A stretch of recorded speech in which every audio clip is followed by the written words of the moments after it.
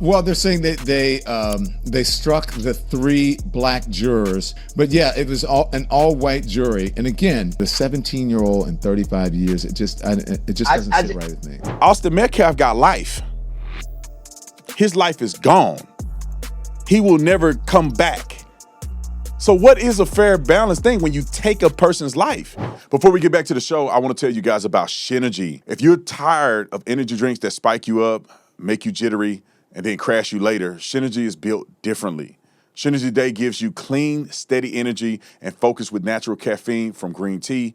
Shinergy Night helps you wind down so that you can rest, you can wake up clean, not groggy. It's a simple day and night system made with natural ingredients, no sugar spikes, and no synthetic stimulant overload. Go to SynergyLife.com and try it for yourself. Better energy, better rest, better rhythm. Here's another clip of these foolish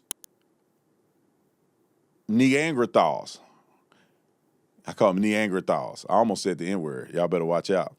All right, here is the stupidest comedian to ever live and the weirdest black man to ever live, both of them on the same podcast. Listen to what D.L. Hughley said.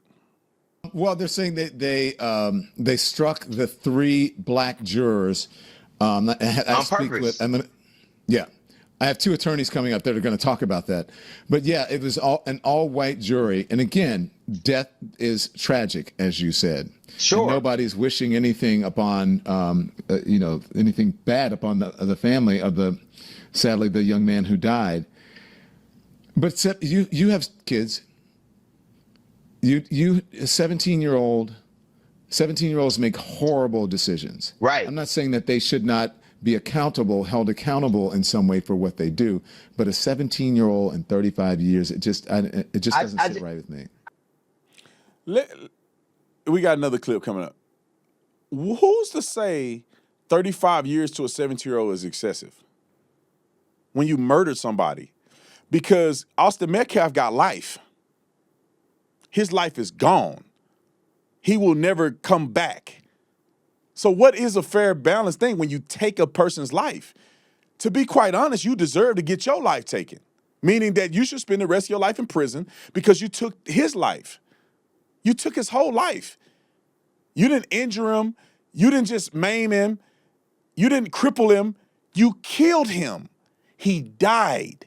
He's never coming back. And you say 35 years is that's subjective. If somebody killed your kid, how many years you think they should get? Probably the rest of their life. I think these people wouldn't be so compassionate if it was their kid. All right, come on with it. Let's play another D.L. Hughley clip, and this is the worst one of all the clips that I've heard thus far. Roll the clip. Listen, if you asking me, I don't think that all white people should be able to do anything in secret at all. I don't think they should have.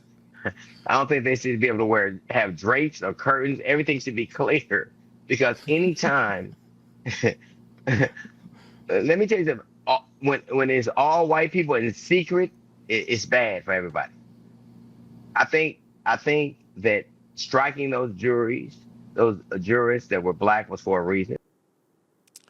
This is how ignorant and stupid this is, real quick, and then we're gonna get to the super chat, and then also a couple meltdowns. To allude to the fact that every white person is a bad person is crazy to me. To believe that every black person that was selected would have been perfect is also crazy. So you're telling me that every black person is the same? And these people talk out of both sides of their head, and it's stupid both ways. Because they did have black people who were eyewitnesses who said Karmelo was wrong. And somehow you erase that from reality and say if there were black people on the jurors, or as jurors, that they would have all said something completely opposite. I would argue, the witnesses said it, I think black people should be reasonable human beings. They would also have found the same thing that white people found, because they're operational, functional brains.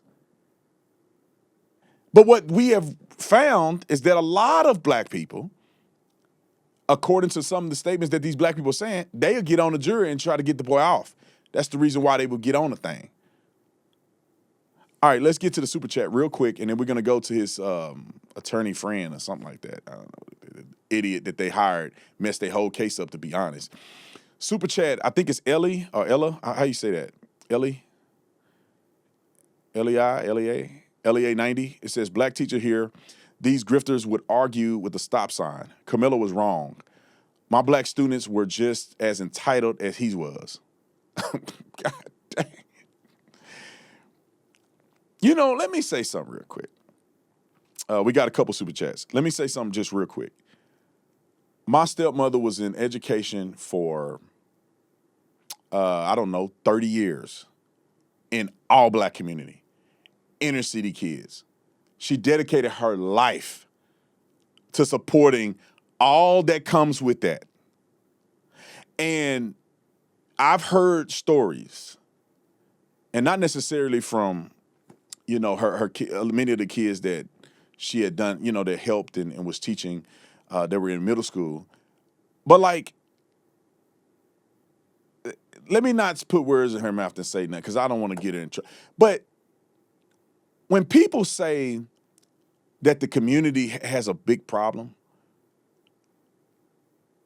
it's real. Some of these kids' parents don't love them enough to teach them nothing. Because money ain't got nothing to do with you acting right.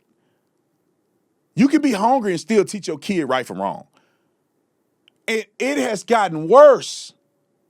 Let me give y'all an example. I grew up in Fort Worth, Texas. Anybody that live in Fort Worth know what I'm talking about. I grew up in Fort Worth, Texas. Way back when I was young, Crowley ISD was very young.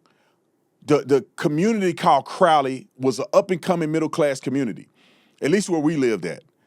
And Crowley High School, North Crowley High School, was a very brand new high school. I think it had been only open 4 years. When me and my brother lived with my dad, we were going to that school. I saw firsthand, they brought the projects in across the railroad tracks. That place went from a middle-class neighborhood where you walk your dogs and it's all peaceful and it's a mixture of black, mostly white people, to a hood. School cutting up. That school used to be after school program. You go do the after school program. They teach you, they get your homework done. It was all safe, no real fights and stuff at the school. It's crazy. I heard North Crowley crazy. Teachers crazy. And football good though.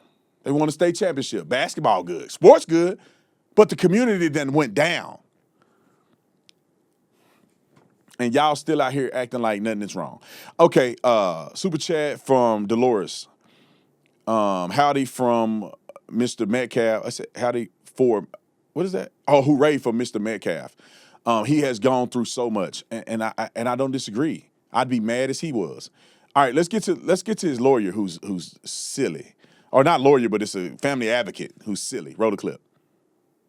When you see me escort Carmelo Anthony out there against security advice or whatever it may be, it's because Carmelo is all of our babies.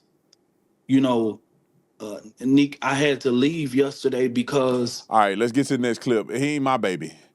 I get it, but he ain't my baby. I'll sum this up for you. The NAACP and these stew heads are all making a fuss about this thing, and they had all this crazy stuff to say. Let's get to the next clip.